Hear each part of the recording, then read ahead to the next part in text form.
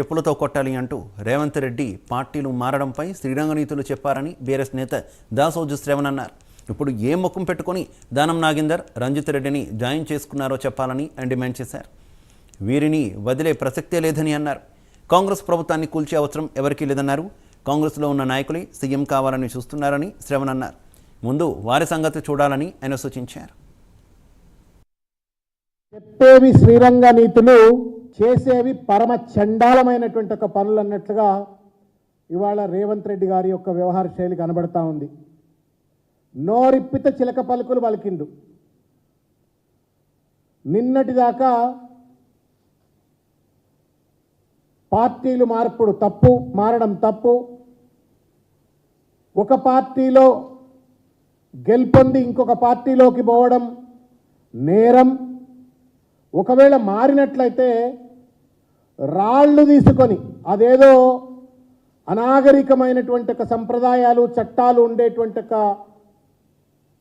Middle ఈస్ట్లో ఉండేటువంటి ఒక చట్టాలు పట్టుకురావాలా, రాళ్లతో కొట్టి చంపాలా, వాళ్లను ఉరిదీసి చంపాలా పార్టీలు మారితే అని చెప్పని చిలక పలుకులు పలికినటువంటి సన్నాయి నొక్కులు నొక్కినటువంటి ఒక రేవంత్ రెడ్డి ఇవాళ పచ్చి పతివ్రత లెక్క మాట్లాడిన రేవంత్ రెడ్డి ఇవాళ తన నిజస్వరూపాన్ని ఇవాళ చూపెట్టుకుంటా ఉన్నాడు. పార్టీ ఫిరాయింపులను నిర్లజ్జగా నిస్సిగ్గుగా ప్రోత్సహిస్తూ గతంలో టీఆర్ఎస్లో వివిధ రాజకీయ పార్టీలకు సంబంధించిన వాళ్ళు, అటు తెలుగుదేశం కావచ్చు, కాంగ్రెస్ కావచ్చు,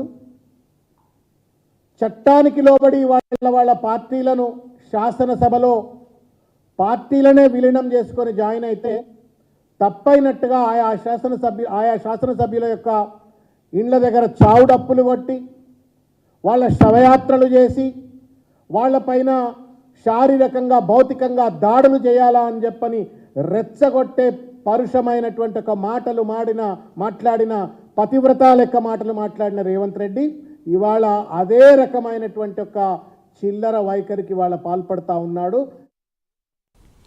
ఉన్నతాధికారులతో